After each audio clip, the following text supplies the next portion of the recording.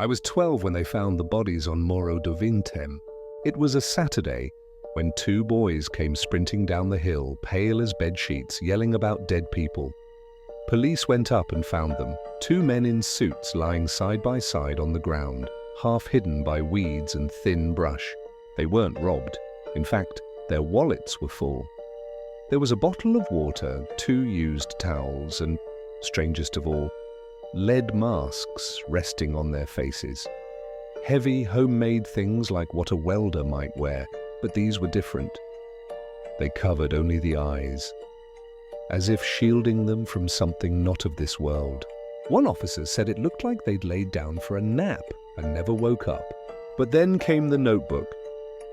It wasn't just notes. It was a message. 1630, be at the specified location. 1830, ingest capsules. After effect, protect metals, await signal mask. Capsules, signal, mask. I didn't know what it meant, but my grandmother crossed herself when she heard it. They called something down, she said. Something that answered. The papers said they were electronics technicians from Campos dos Goitacazes.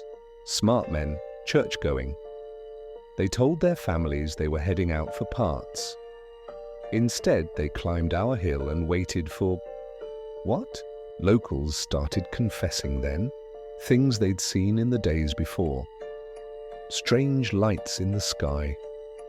Low hums vibrating through the ground at night. Dogs howling all at once. My uncle swore he saw a flash of white light on the hill the night they died. Like a silent explosion, but without smoke or fire.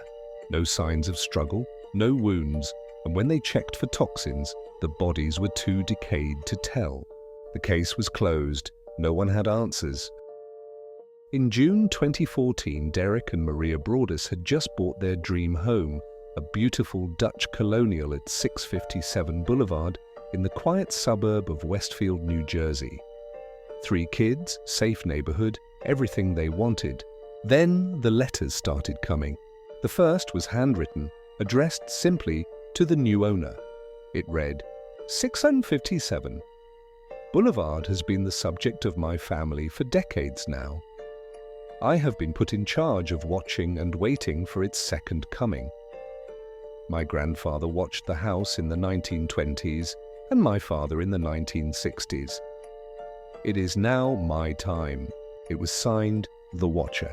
The letter mentioned their car, their children's nicknames, details no stranger should know.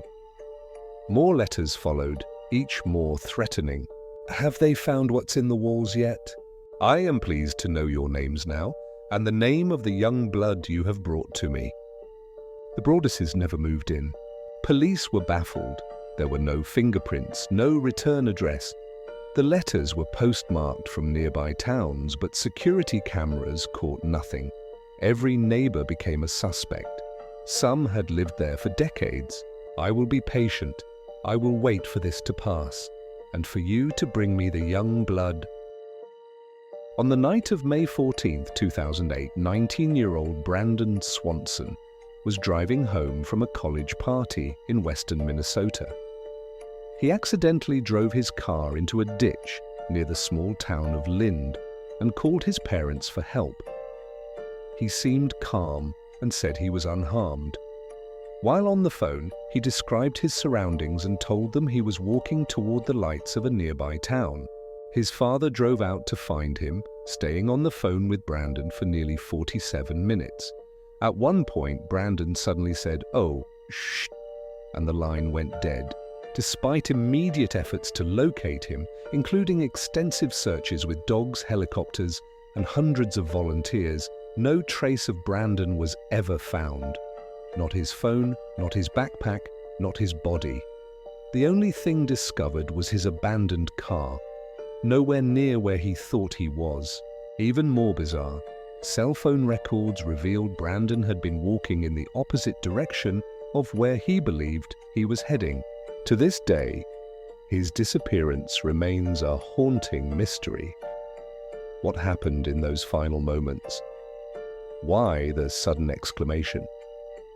No one knows.